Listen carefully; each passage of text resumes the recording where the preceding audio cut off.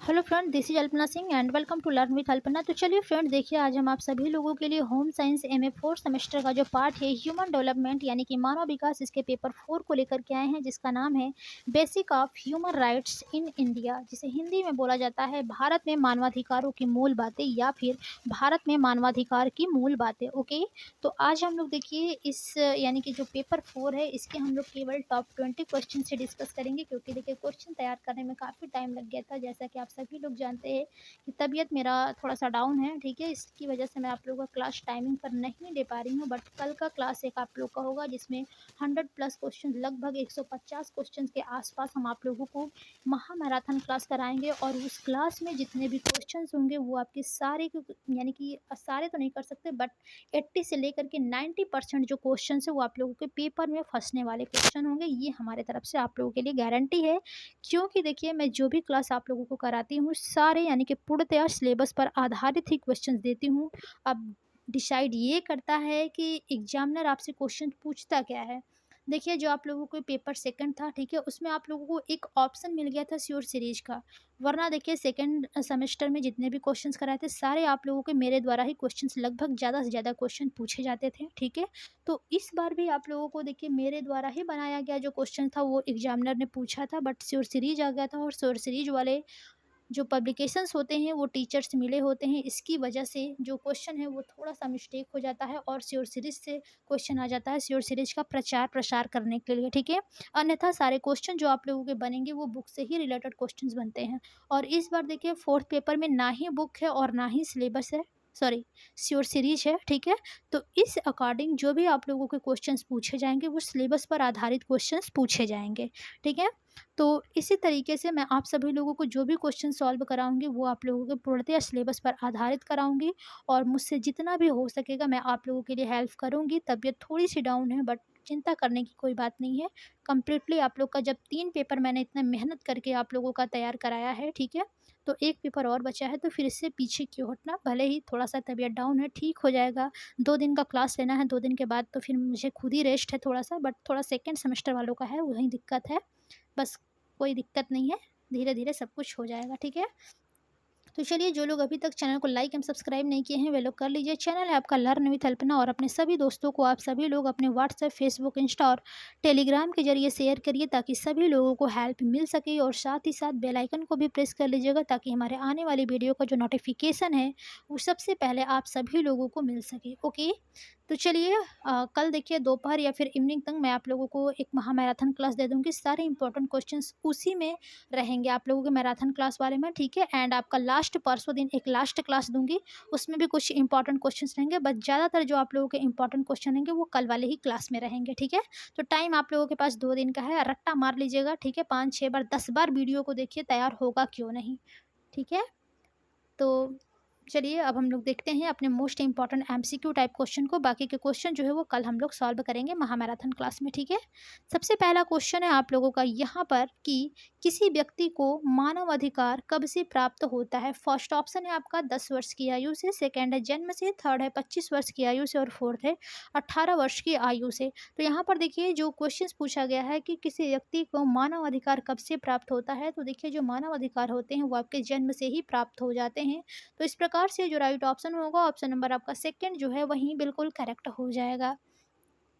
अगला क्वेश्चन है आपका कि मानवाधिकार का सार्वभौमिक घोषणा कब किया गया, यानी कि जो मानवाधिकार का सार्वभौमिक घोषणा था वो कब किया गया। पहला ऑप्शन है 10 दिसंबर 1948 को, सेकंड ऑप्शन है आपका 12 मार्च 1985 को, थर्ड ऑप्शन है 15 अप्रैल 1979 को, और फोर्थ ऑप्शन है आपका 20 जून 1920 को। तो देखिए जो मानवाधिकार का सार्वभौमिक घोषणा किया गया था वो आपका 10 दिसंबर 1948 को ही कर दिया गया था। इस प्रकार से जो राइट ऑप्शन बनेगा आपका ऑप्शन नंबर,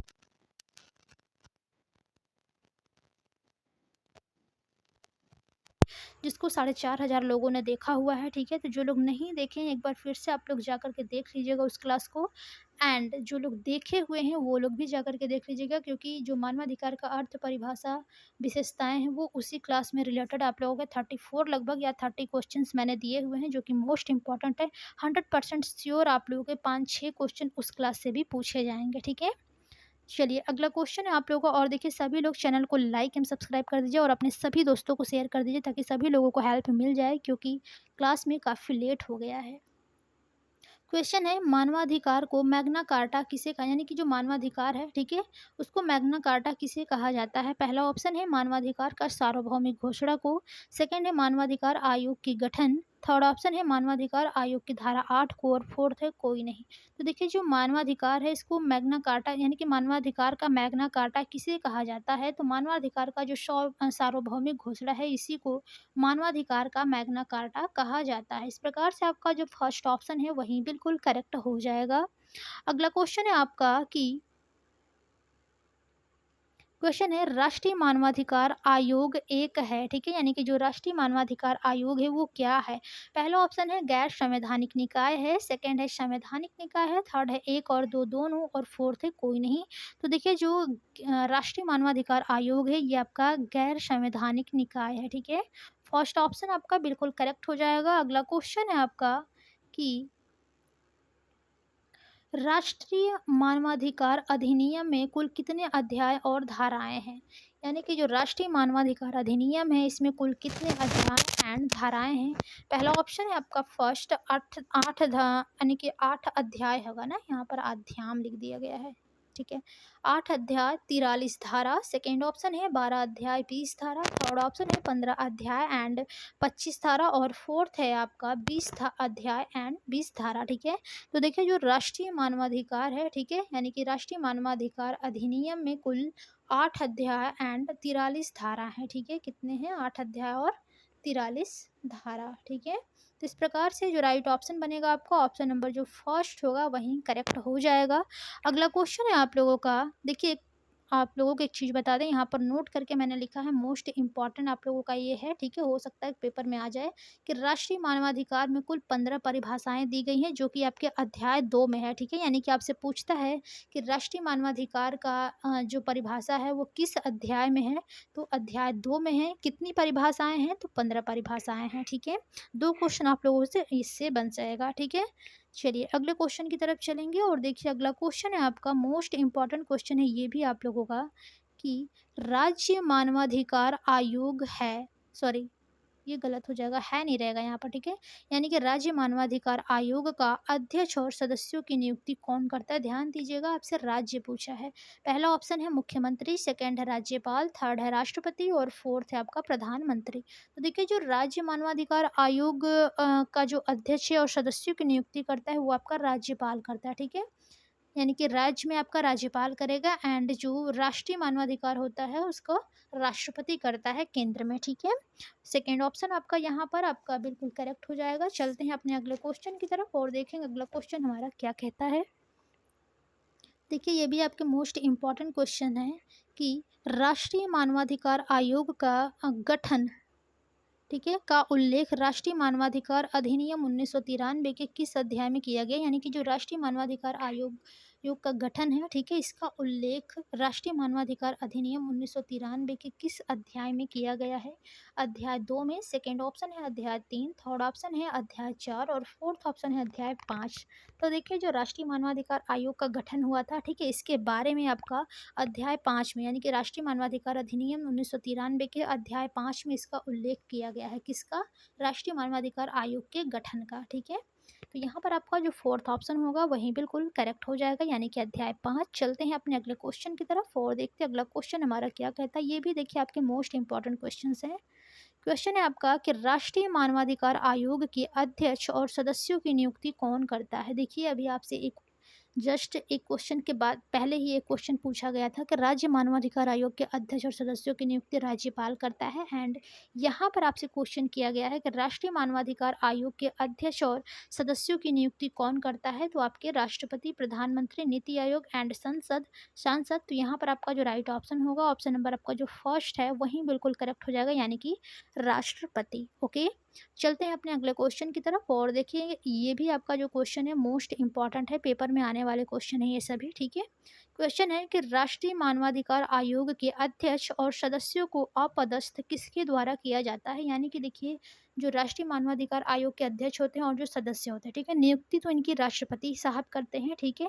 एंड इसको अपने पद से हटाता कौन है? प्रधानमंत्री हटाता है, राष्ट्रपति हटाता है, राज्यपाल हटाता है, या फिर मुख्यमंत्री हटाता है। तो यहाँ पर आपका जो राइट ऑप्शन बनेगा, ऑप्शन नंबर सेकेंड हो जाएगा, राष्ट्रपति। अ, यानी कि जो राष्ट्रीय मानवाधिकार आयोग के अध्यक्ष होते हैं एंड जो उसके सदस्य होते हैं, ठीक है, इनकी नियुक्ति भी राष्ट्रपति के द्वारा किया जाता है एंड इनको अपदस्थ भी राष्ट्रपति के ही द्वारा किया जाता है, ठीक है। तो सेकंड ऑप्शन जो होगा वही आपका बिल्कुल करेक्ट हो जाएगा। अगले क्वेश्चन की तरफ चलेंगे और देखते हैं अगला क्वेश्चन हमारा क्या कहता है। क्वेश्चन है कि राष्ट्रीय मानवाधिकार आयोग के गठन का प्रावधान राष्ट्रीय मानवाधिकार अधिनियम 1993 के किस धारा में किया गया। ध्यान दीजिएगा, यही क्वेश्चन एक जगह पूछा है कि किस अध्याय में किया गया है, और यहाँ पर पूछा है कि किस धारा में किया गया है, ठीक है। तो जो किस अध्याय में था वो अध्याय 5 में था। एंड धारा पूछा है तो पहला ऑप्शन है आपका फर्स्ट धारा 1 यानी कि 1, सेकेंड है धारा 2, थर्ड ऑप्शन है आपका धारा 3 और फोर्थ है धारा 4। तो देखिए किस धारा में है, यानी कि राष्ट्रीय मानवाधिकार आयोग के गठन का जो प्रावधान है वो राष्ट्रीय मानवाधिकार अधिनियम 1993 के धारा 3 में उल्लिखित है, ठीक है। किसमें है? धारा 3 में। तो यहाँ पर आपका जो राइट ऑप्शन होगा, ऑप्शन नंबर आपका जो थर्ड है वही बिल्कुल करेक्ट हो जाएगा। अगला क्वेश्चन है आपका कि राष्ट्रीय मानव अधिकार के अध्यक्ष की पद अवधि कितनी होती है, ठीक है। यानी कि जो राष्ट्रीय मानवाधिकार के जो अध्यक्ष होते हैं इनकी जो पद की अवधि होती है, समय होता है, जो कार्यकाल होता है वो कितना होता है। पहला ऑप्शन है 3 वर्ष या 70 वर्ष, सेकेंड ऑप्शन है आपका कि 4 वर्ष या 50 वर्ष, थर्ड ऑप्शन है आपका 3 वर्ष या 65 वर्ष, और फोर्थ ऑप्शन है आपका 3 वर्ष या 62 वर्ष। तो यहाँ पर देखिए जो राष्ट्रीय मानव अधिकार के अध्यक्ष की पद की अवधि होती है वो कितनी होती है। तो इस प्रकार से आपका जो राइट ऑप्शन होगा वो 3 वर्ष होगा या फिर 70 वर्ष होगा, ठीक है, जो पहले पूरा हो जाए। यानी कि यदि 3 वर्ष उनका कार्यकाल पूरा हो जाता है तब भी वो रिटायर हो जाएंगे। यदि उनका जो कार्यकाल है वो 3 वर्ष पूरा नहीं हुआ है लेकिन जो उनकी एज है अध्यक्ष साहब की, ठीक है, अगर वो 70 वर्ष के हो गए हैं तब भी वो वहाँ से रिटायर हो जाएंगे, भले ही उनका जो कार्यकाल है वो 1 वर्ष ही क्यों ना खत्म हुआ हो, ठीक है, राष्ट्रीय मानवाधिकार के अध्यक्षता की यानी कि अध्यक्ष की। तो इस प्रकार से जो राइट ऑप्शन होगा, ऑप्शन नंबर आपका जो फर्स्ट है वही बिल्कुल करेक्ट हो जाएगा। यानी कि 3 वर्ष या 70 वर्ष की अवधि जो होती है वो राष्ट्रीय मानवाधिकार के अध्यक्ष की होती है, ठीक है। तो फर्स्ट ऑप्शन आपका करेक्ट हो जाएगा। अगला क्वेश्चन है आपका कि राष्ट्रीय मानव अधिकार आयोग को कितनी बार संशोधित किया जा चुका है। यानी कि जो राष्ट्रीय मानव अधिकार है, ठीक है, आयोग, कितनी बार इसको संशोधित किया जा चुका है। फर्स्ट ऑप्शन है आपका 3, सेकंड है 2, थर्ड है आपका 4 और फोर्थ है 1। तो देखिए जो राष्ट्रीय मानव अधिकार आयोग है, ठीक है, इसको केवल 2 बार अभी तक संशोधित किया गया है, ठीक है। कितनी बार? 2 बार किया गया है। ओके, तो राइट ऑप्शन आपका सेकेंड हो जाएगा। अगला क्वेश्चन है आपका मोस्ट इंपॉर्टेंट क्वेश्चन है कि इनमें से कौन राष्ट्रीय मानव अधिकार आयोग के सदस्यों के रूप में अन्य आयोग के अध्यक्ष भी शामिल होते हैं। यानी कि कौन राष्ट्रीय मानव अधिकार आयोग के सदस्यों के रूप में अन्य आयोग के अध्यक्ष भी शामिल होते हैं। पहला ऑप्शन है राष्ट्रीय महिला आयोग की अध्यक्ष, सेकेंड ऑप्शन है बाल अधिकार संरक्षण आयोग के अध्यक्ष, थर्ड ऑप्शन है राष्ट्रीय अनुसूचित जाति एवं जनजाति के अध्यक्ष और फोर्थ है उपर्युक्त सभी। यानी कि देखिए आपसे पूछा गया है कि राष्ट्रीय मानव अधिकार आयोग में, ठीक है, सदस्यों के रूप में अन्य आयोग के अध्यक्ष भी शामिल होते हैं। तो इन सभी के अध्यक्ष शामिल होते हैं, यानी कि महिला आयोग के अध्यक्ष एंड बाल अधिकार संरक्षण आयोग के अध्यक्ष एंड राष्ट्रीय अनुसूचित जाति और अनुसूचित जनजाति के अध्यक्ष भी आपके राष्ट्रीय मानव अधिकार आयोग में यानी कि शामिल होते हैं, ठीक है। तो यहाँ पर आपका जो राइट ऑप्शन होगा, ऑप्शन नंबर जो फोर्थ है वही करेक्ट हो जाएगा, यानी कि उपर्युक्त सभी। अगला क्वेश्चन है आपका, ये भी क्वेश्चन आपका मोस्ट इम्पॉर्टेंट ही है कि कौन मानव अधिकार आयोग की सदस्य नहीं बन सकते। यानी कि इन चारों ऑप्शन में से कौन मानव अधिकार आयोग का सदस्य नहीं बन सकता है। फर्स्ट ऑप्शन है आपका लोकसभा अध्यक्ष, सेकंड है उच्च न्यायालय का न्यायाधीश और थर्ड ऑप्शन है उच्चतम न्यायालय का न्यायाधीश और फोर्थ है मानव अधिकारों का विशेषज्ञ। तो कौन मानव अधिकार आयोग का सदस्य नहीं बन सकता है? तो आपका लोकसभा का जो अध्यक्ष होता है यही मानव अधिकार आयोग का अध्यक्ष नहीं बन सकता है। तो फर्स्ट ऑप्शन जो होगा वो आपका बिल्कुल करेक्ट हो जाएगा। और अब हम लोग चलेंगे अपने अगले क्वेश्चन की तरफ और देखते हैं अगला क्वेश्चन हमारा क्या कहता है।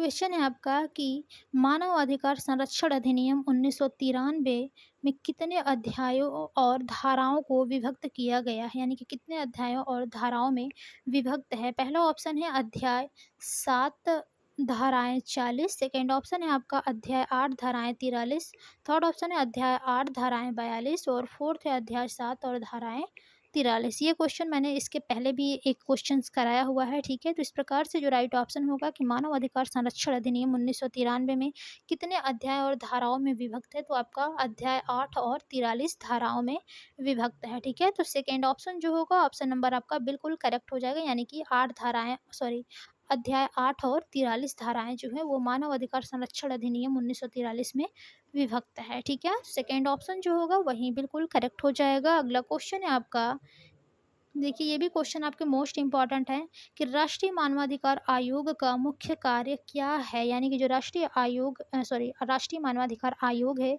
इसके मुख्य कार्य क्या है। पहला ऑप्शन है जीवन का अधिकार संरक्षित करना, ठीक है।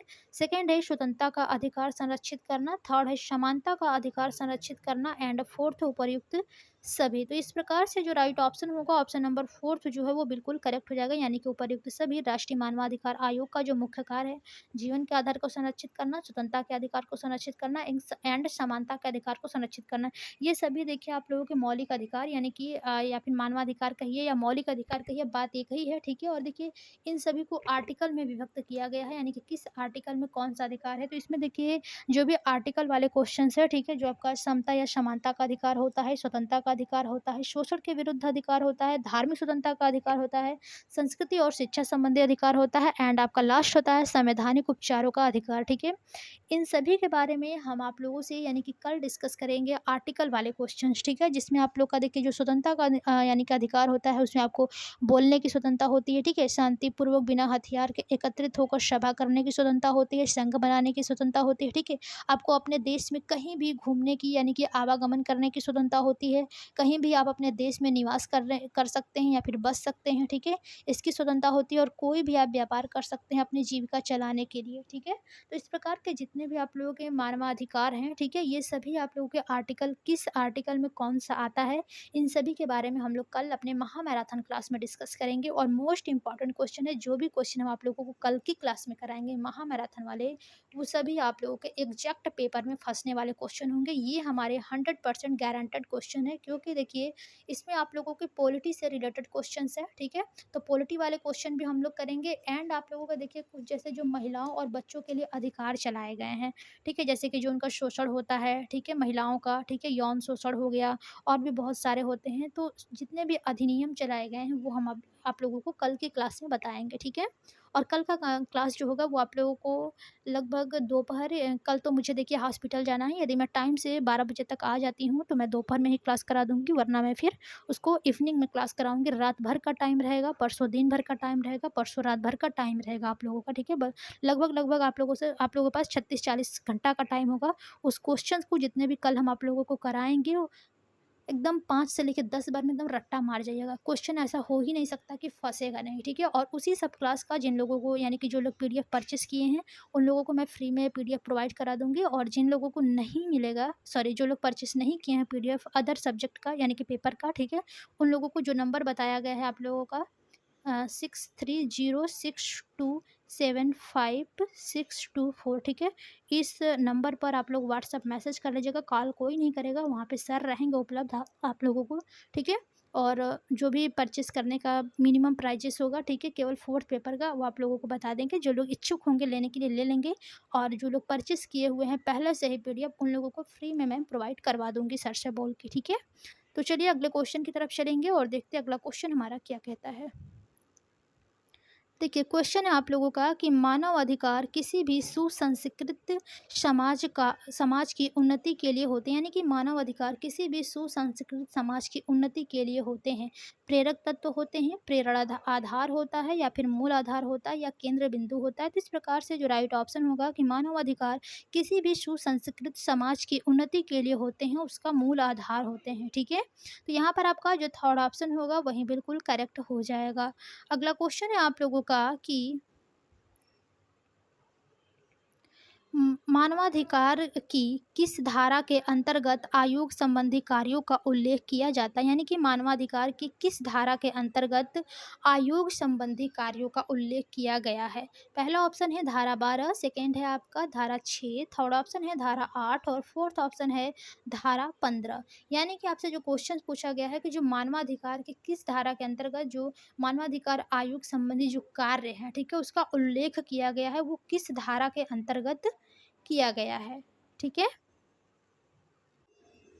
इसका जो राइट ऑप्शन हो जाएगा वो आपका ऑप्शन नंबर फर्स्ट हो जाएगा, यानी कि धारा 12। यानी कि जो मानव अधिकारों की किस धारा के अंतर्गत आयोग संबंधी कार्यों का उल्लेख है, तो धारा 12 के अंतर्गत आयोग संबंधी कार्यों का उल्लेख है। ओके, अगला क्वेश्चन है हमारा कि मोस्ट इम्पॉर्टेंट क्वेश्चन कि राज्य मानव अधिकार आयोग आयोग किस सूची से संबंधित मामलों की जांच करते हैं, यानी कि जो राज्य मानव अधिकार है, ठीक है, आपका राज्य से रिलेटेड जो आयोग है वो किस सूची से संबंधित मामलों की जांच करता है। केंद्र सूची से, राज्य सूची से, या फिर समवर्ती सूची से, या फिर 2 और 3 दोनों। तो इस प्रकार से जो राइट ऑप्शन होगा, ऑप्शन नंबर आपका फोर्थ जो है वही बिल्कुल करेक्ट हो जाएगा, यानी कि राज्य सूची से एंड आपका समवर्ती सूची से। ठीक है, तो यहाँ पर जो राइट ऑप्शन होगा, ऑप्शन नंबर जो फोर्थ होगा वही आपका बिल्कुल करेक्ट हो जाएगा। ओके, अगला क्वेश्चन है आपका, देखिए मोस्ट इम्पॉर्टेंट क्वेश्चन है ये भी कि राष्ट्रीय महिला आयोग अधिनियम कब पारित हुआ था। तो जो आपका राष्ट्रीय महिला आयोग अधिनियम था वो कब पारित हुआ था। फर्स्ट ऑप्शन है 1970, सेकेंड है 1990, थर्ड है 1986 और फोर्थ है 2005। तो देखिए जो राष्ट्रीय महिला आयोग अधिनियम है वो कब पारित हुआ था, 1990 में पारित हुआ था। ठीक है, तो यहाँ पर आपका जो सेकेंड ऑप्शन होगा वही आपका बिल्कुल करेक्ट हो जाएगा। और देखिए जितने भी आज हम आप लोगों को टॉप 20 क्वेश्चंस कराए हैं, ठीक है, ये आप लोगों के पेपर में फँसने वाले क्वेश्चन है। इसमें से लगभग आप लोगों के 3 से 4 क्वेश्चंस पेपर में फँसेंगे, ठीक है? तो इसलिए आप लोग जो तैयारी है, वो कंप्लीटली आज रात में ही आप सभी लोग इस वीडियो को देख लीजिएगा और कल के लिए आप लोग रेडी रहिएगा महा मैराथन क्लास के लिए, ठीक है? तो चलिए, जो लोग अभी तक चैनल को लाइक एंड सब्सक्राइब नहीं किए हैं, वे लोग कर लीजिए। चैनल है आपका लर्न विथ अल्पना और अपने सभी दोस्तों को आप सभी लोग शेयर कर दीजिए अपने व्हाट्सएप, फेसबुक, इंस्टा और टेलीग्राम के ज़रिए, ताकि सभी लोगों को हेल्प मिल सके। तो आज की क्लास में बस इतना ही और मिलते हैं अपने अगली क्लास में। ओके, यानी कि महा मैराथन वाली क्लास में। तब तक के लिए धन्यवाद, बाय बाय।